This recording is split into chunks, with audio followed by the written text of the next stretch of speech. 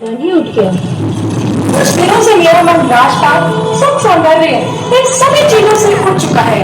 मेरा मन भगवान के श्री पावन दर्शनों के लिए व्याकुल है, परंतु सर्वोत्तम भगवान श्री कृष्ण ही जगन्नाथ है। सत्युग की बात है, अवंती में एक बहुत ही धार्मिक और वीर राजा इंद्रद्युम्न रहते थे। वे भगवान के वास्तविक स्वरूप को देखने के लिए इतने उत्सुक हो गए कि इनका राज्य में से मन ही उठ गया।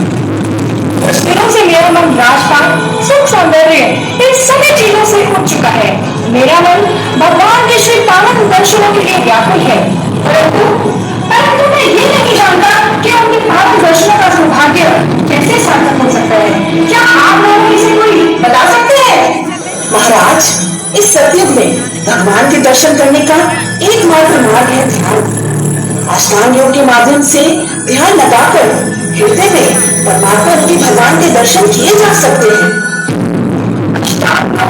प्राप्ति के लिए हमें किसी निर्जन स्थान या किसी पर्वत पर जाना चाहिए। राजन, किसी योग का योजन करवाकर आपको भगवान के दर्शन अवश्य ही प्राप्त होंगे।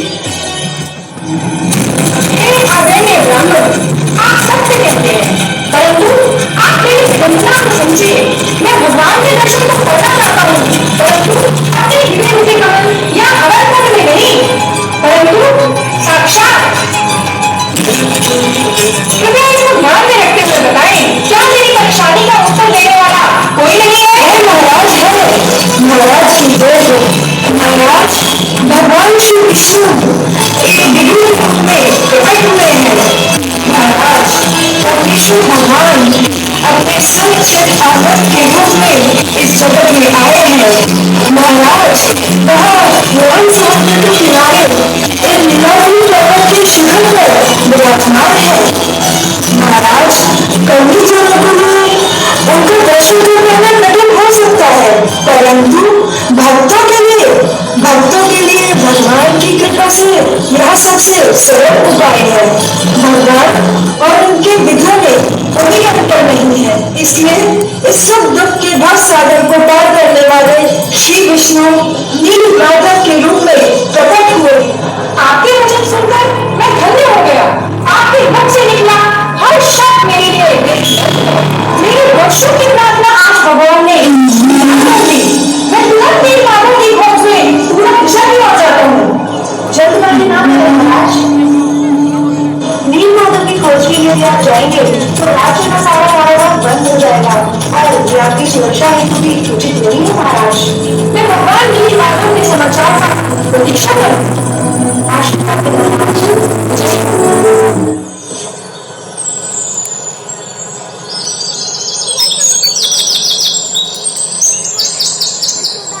जाहुरे माला श्रीनंदनंदन अभय चरण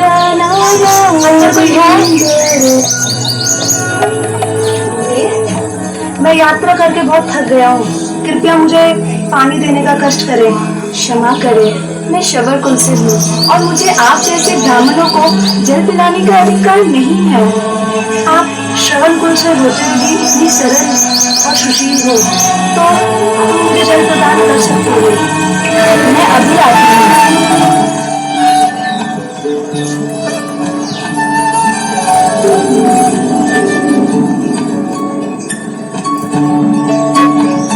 पिताश्री आते ही होंगे, कृपया कुछ समय रुक जाने का कष्ट करें। पिताश्री, आज हम धन्य हो गए। आज हमारे घर में अवंतीपुर से ही ब्राह्मण आए हैं। आपकी पुत्री ने मेरा बहुत ही सरल भाव से इतना आदर सत्कार किया। मैं आप लोगों को आभारी हूँ।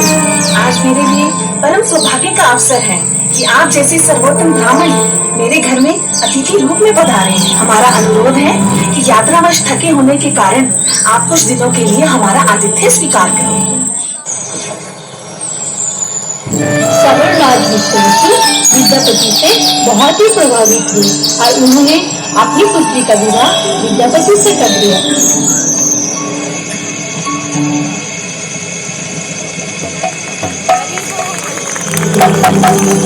ललिता, रोज शाम को तुम्हारे पिताश्री कहाँ जाते हैं और जब वो सुबह लौटते हैं तो उनके शरीर से बहुत ही मीठी मीठी सुगंध आती है। मेरे पिताश्री नीलमाधव का दर्शन करने जाते हैं और वहाँ अनेक देवी देवताएं भी आते हैं और अपने साथ अनेक सुगंधित पुष्प भी लाते हैं। शायद इसी कारण आपको उनके देह से इतनी सुगंधित खुशबू आती है। क्या नीलमाधव का दर्शन?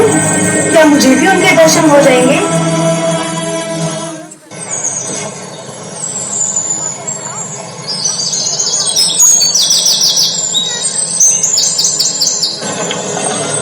ललिता, ललिता! जी पिताश्री। सूर्य उदय हो गया है, मुझे वन में जाना है। शीघ्र आवश्यक वस्तुएं तैयार कर दो पुत्री।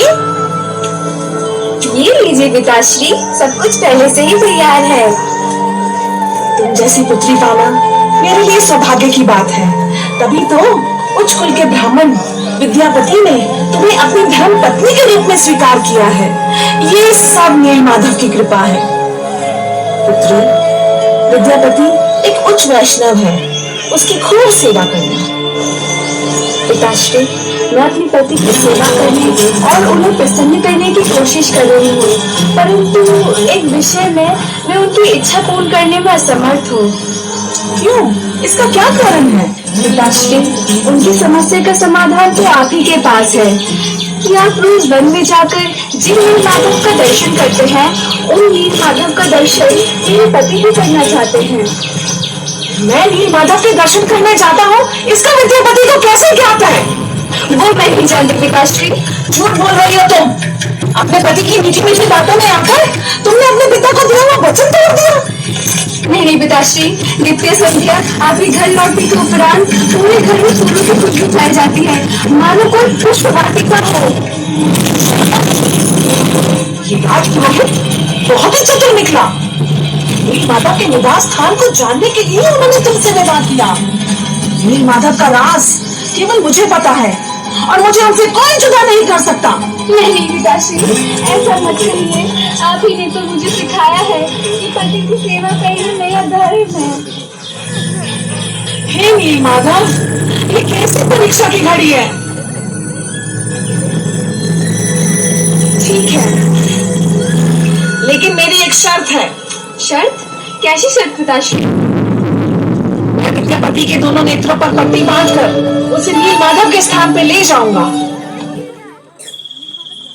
विद्यापति ने विषय वस्तु से छुपाकर सरसों का बीज अपने साथ ले लिए, जिन्हें वो नीलाद्रि के मार्ग पर बिखरते हुए वहां पहुंचे, इस विचार के साथ कि यही बीज भविष्य में यहाँ पहुंचने के लिए उनका पथ प्रदर्शक का कार्य करेंगे। यही मेरे नीलमाधव का निवास स्थान है। मन मंदिरे राहन श्री